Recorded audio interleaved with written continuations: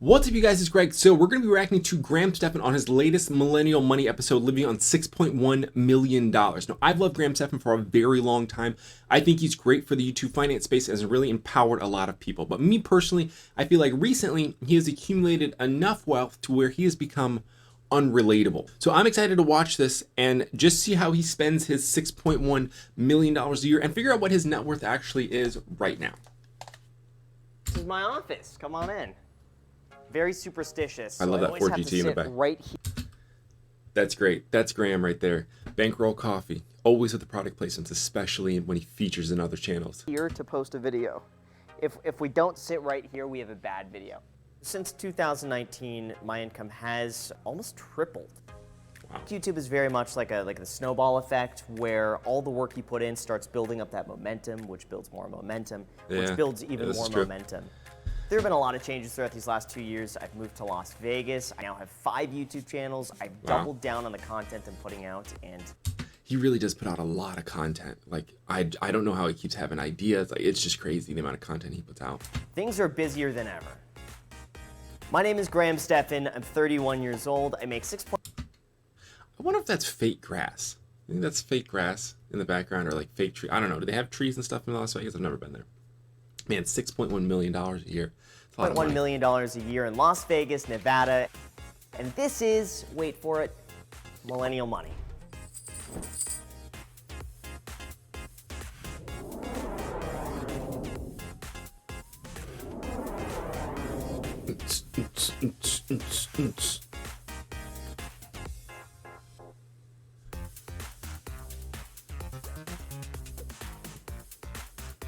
Man, 15.5. Man, that is a lot. Considering like Graham definitely got to start in real estate and has rentals, or I don't know if he still has the rentals. At least he had rentals in the past. But you know, a lot of this money is either from like merch or YouTube. This isn't like real estate money anymore. This is YouTube money. My day is really boring. People think it's really exciting. I like that backsplash. That's a nice backsplash. Honestly, 10 hours a day is probably... You know what's funny is that you see the accent wall in the back there over his right shoulder by the piano. It's funny. I definitely took the black background from Graham, which I think is funny. They just spent just in front of a computer. So I would say usually I'll wake up anywhere between like 6 a.m. and 7 a.m. And then I walk 20 feet to my office, I close the door, and usually I don't come out until like 6 p.m., sometimes 7, but in that office. As someone that's 30, I wonder how his back feels after sitting on a couch all day. I need some more back support. I'm just trying to think of video ideas. I'm trying to plan out different concepts. For some reason, I have an easier time planning videos on a beanbag than I do on the couch. But I edit on the couch. You could just take this, put it here, lean up, and just edit away. And usually then, after about 6 p.m., 6:30, we're wrapped up and try to take the rest of the day off. So since the first episode... It's a good schedule. It's a lot of work.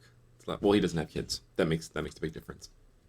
That makes a huge difference. Macy moved in with me, and it's been really nice that, like, throughout the day, I could take like little breaks and we could hang out. We could kind of see each other, and it's nice just to kind of take myself out of the computer every now and then. Do they put shoes on that dog to go in the grass? And just clear my mind and just relax. There's shoes on that dog. I've seen shoes on sled dogs. I've never seen shoes on dogs for grass and pavement, but. Oh, you know what? Pavement's probably really hot in Las Vegas. That makes sense. I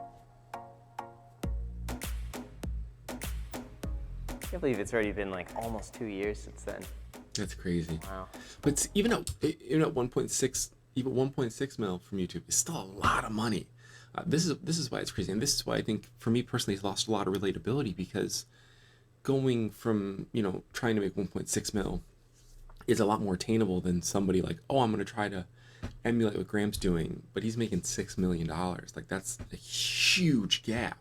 So I grew up in Los Angeles my entire life. It's really all I knew, and when the pandemic hit, it really made me reevaluate where I wanted to be and where I wanted to work. And once I came up to Las Vegas to see a friend, we really got to experience a different side that I've never seen before. And I really liked it, and I was able to get so much more for the money. I was able to get so much more space. Everything. This house is so, if you haven't watched this house tour, you got to go watch it. This house is so much nicer than his house in California. It's less expensive. And that allowed me to expand my entire business in ways that just was not as possible in Los Angeles.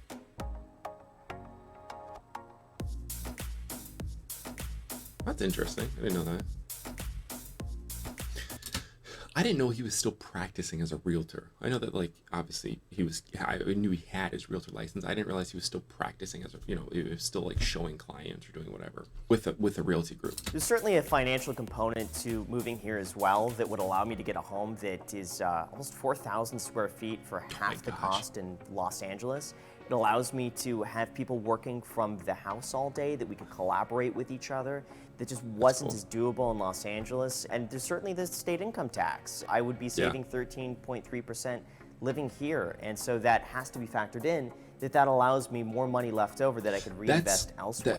Okay, so let's pull up the calculator and see exactly how much. So if he's making 6.1 million, sorry, I'll turn me back on there, times 0.13, meaning he's saving about $800,000 in taxes, which is crazy, which means that this house was essentially free after 1 year of owning it. And you're saving $800,000. That's a lot of money. And a lot of that money just goes back into the business. This is my set, and I was able to completely duplicate the exact same thing that I had back in LA. So when I'm filming, everything stays the exact same, and there's really no changes that are made. If it ain't broken, I wonder if he don't drives fix that it. Ford GT. It also really helps too that it seems like a lot of the financial guys on YouTube all live in Las Vegas, and it almost seems to play into the whole frugality thing where you are living in an area. I think me, Kevin's the only one that's left in California. Like, because everyone else is like, oh, forget the taxes, and they leave because there's only a couple hours away. Area where your money goes further. And it was something that I've never experienced before because I've always lived in Los Angeles, so that was the norm. So leaving that and being able to experience something new just gave me a much wider perspective of what else was out there. Ramsey wants to help. Ramsey, what do you think? Oh, yeah, he likes that. He's always got those crazy colored socks on.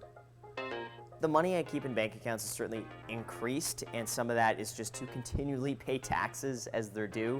But the other aspect of it is that I am always on the hunt for a good deal, and I never know where that's gonna come. So I prefer to keep some cash on the sidelines. I know he used to keep all his stuff in Wealthfront. I don't know if he's still keeping it in Wealthfront. It was like a high yield savings account. When the pandemic hit, they dropped rates, so I pulled all my money out because I'm like, well, it's not even really paying you out anything anyway. But I wonder where he's keeping that money right now. If I see a good real estate deal come up, if there's a good investment opportunity, I'm always able to jump on that.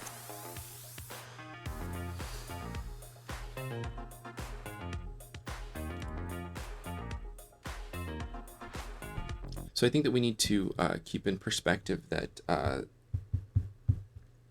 6.1 million divided by 12 is $508,000 a month. So he's still spending $108,000 a month, or essentially like $400,000 is going into savings. So he still has $108,000 to spend. So it's not exactly like he's pinching pennies. Although I'm sure a lot of it does go to business expenses, but see, 1.44 mil. That house is gonna pay for itself in a year and a half. Oh my god. Oh, see, that's just so crazy. Okay, I know this is a lot of money to spend. I would never spend this much on a fish tank, but granted, I'm not into fish.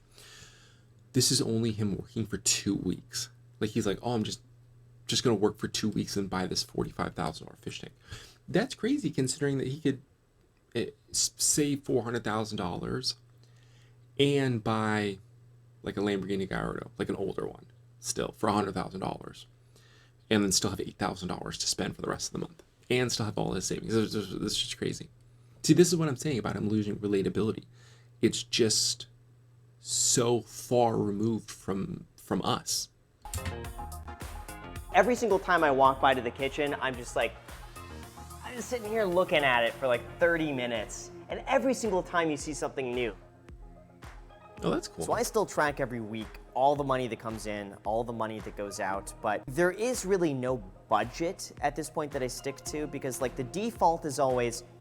See, but this is what it's crazy, because he's only spending $820 on food, which just sounds like a lot, but it's so little compared to his income. Car, $600. He must have bought the Ford GT in cash, because there's no way he has a payment on the Ford GT, and his car payments are $600. Utility, like everything else is reasonable. Looking at this, I've got no complaints. He makes so much money that at this point, it doesn't really matter. I think spending and budgeting is really, really important when you have like less money, because you need to be really careful where you put your money. But like he was saying, it just has gotten to the point to where like it matters, but it also like doesn't matter. I'm gonna say it. The default is never spend. Yeah, exactly. Because by the time you get there and you've spent your life budgeting and saving money and trying not to spend money, your default becomes not to spend, and you have to try to spend money. 112 degrees. Barely feel it. Yeah, it doesn't feel any higher than 95 today. Let's see, it looks like an A3. How did the smallest Audi person A3. end up in like the best seat of the car?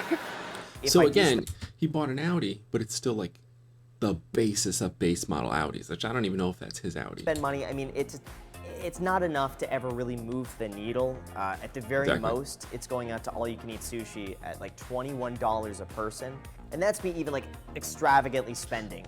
There it is. You know, honestly, it's not that bad for sushi. It's super sushi. Oh, jeez. I will get the bankroll. No, they did not name a sushi thing after his own coffee company. There's no way. There are some changes from about 2 years ago. The biggest change was that back then, I would do anything just for the sake of cutting back a little bit more and saving. And at this point, I definitely eased up a little bit. And the biggest thing that I would say that I've started spending money on that I never imagined in the past was being able to buy back my time. His last episode was so extreme that I was like, wow, this is crazy. This man's on another level. But he's definitely scaled it back, which I think is good. It's good mentally, because it was just so far. And he was making so much money, which he was living like literally like, I make $2,000 a month, or I make $1,500 a month, and I've got to stretch this as far as possible, when he was making $1 million a year. As an example of that, I would say sometimes delivering food to the house. If that means that I could save an hour and a half, or even I could spend an extra hour and a half with Macy so she doesn't have to cook. Even getting a house cleaner, that was something that I've never done before. I understand that though, because when it comes to a certain time value of money, you have to look at the standpoint that he makes X amount of dollars an hour.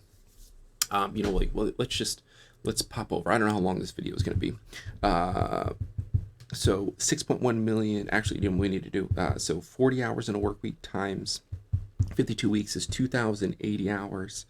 So then we will do 6.1 million divided by 2,080 hours means that he makes $2,932 an hour.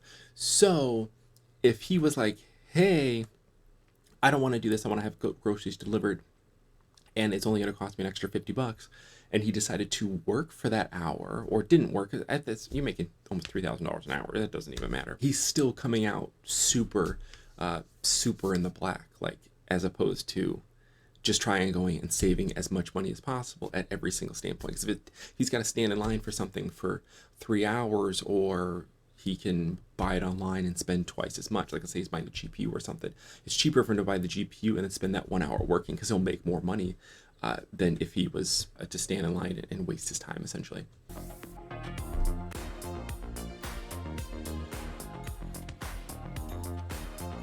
I see people having house cleaners. I didn't see this, honestly, until just the other day. But I see why people have house cleaners. I'm not going to get one, don't worry. But I see why people have it. And I don't know how much it costs to maintain a pool. I feel like that's probably reasonable.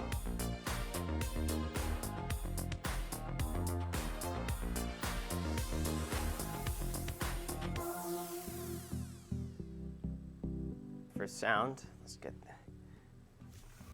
I like that they did a lot of this episode outside of his studio and kind of in his house and out and about, because you only ever see Graham in his studio unless you watch like one of his, like the Stephan channel or something like that.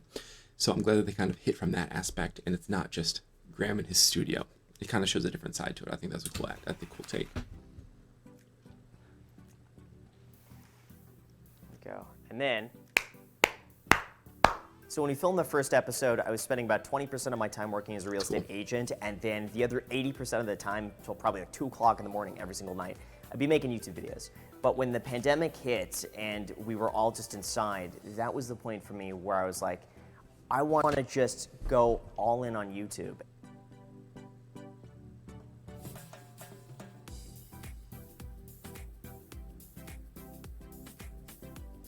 What are his 5 channels? He's got the Graham Stephan Show, the Stephamily, the Iced Coffee Hour. What's the 5th one? I don't know what the 5th one is.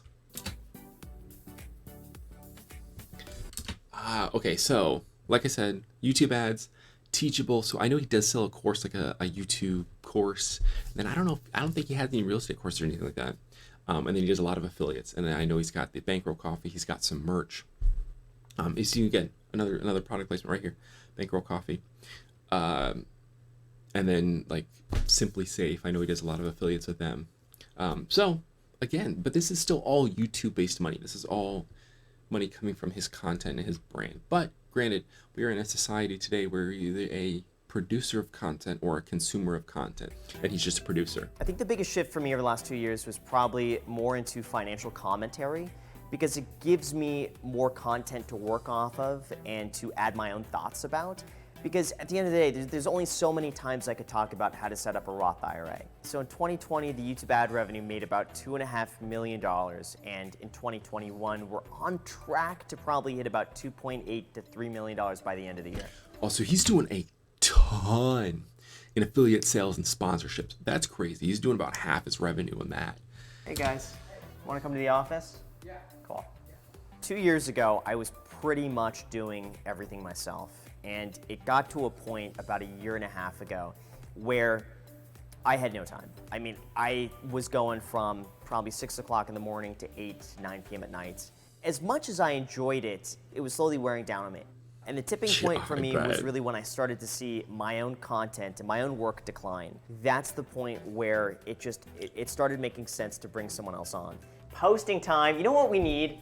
We need one of those little bells. Bang, bang, bang, bang, bang, bang. That's what we need for posting that. Bang, bang, 3:30. So Jack now we have full time. He edits the videos on the second channel. He runs the podcast with me. We've just recently hired on Alex, who helps edit some of those videos on the podcast. He's doing the vlog. And I have seen some of these other guys on the vlog or just kind of at some behind the scenes stuff. And I like that they brought on some other guys. It's funny. And also, I just realized this guy in his office is the laundry room. A 4,000 square foot house. Be like, hey, put this desk next to the washer and dryer. That's funny. It wouldn't be possible on my own. I enjoyed just being like a one-man operation. I took a lot of pride in the fact that, like, you know, look at all these people out there with these huge teams, and look at how much I'm able to accomplish on my own. Exactly, and he's keeping costs low. That's another aspect of it. Is like, one, all the money that you make, you're keeping because your costs are so low. Because the only thing you have is your time. But yeah, then I guess what he's talking about, the time value of money, that there's an exponential growth curve. That was holding me back from continuing to grow, because there's only so much work that I could do before just mentally you get burned out, and then at that point, work begins to suffer. So there we go. So I just got the notification, so I see it posted. 1 dislike already. Somebody's there. It's like, get the notification, dislike. Another thing I do out of superstition is that I always click on the video as soon as it posts, and I'll watch it all the way through just to make sure everything is perfect. And as you can see, I always hit my own like button.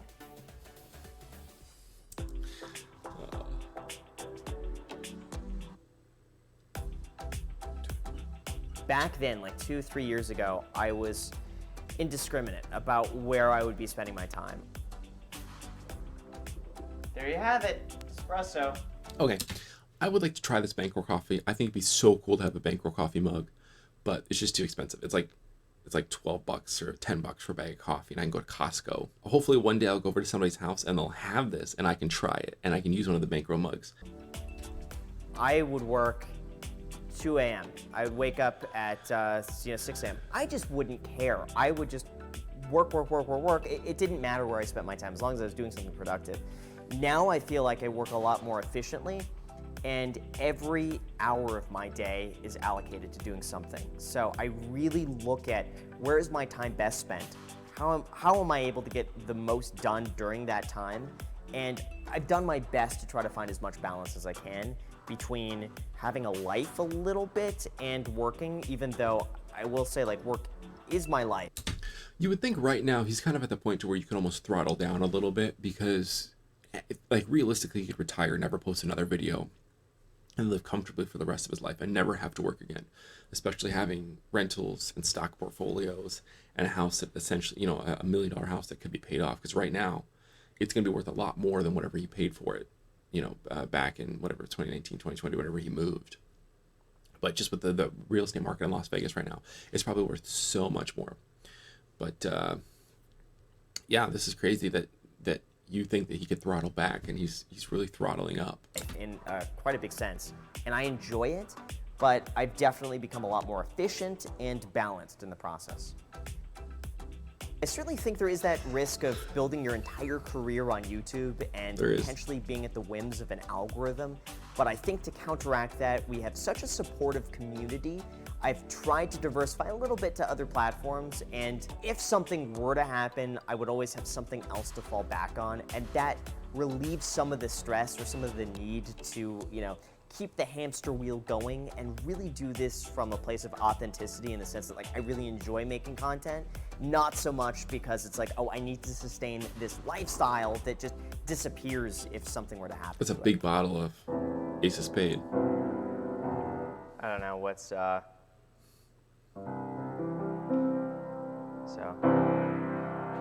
I don't know. I love how everything in this house is YouTube theme. I think that's cool. You have the paintings on the wall, you have the play buttons everywhere. It's just decor. I think that that's really, really cool. But anyways, thanks so much for watching. Hopefully you enjoyed this kind of commentary and my thoughts on it. Make sure to go check out Stephan as well as Millennial Money, just to show them a little bit of love, because we love when they put out these videos. I love watching them. I love reacting to them. We want them to continue to do that. But anyways, thanks for watching. I'll catch you next video.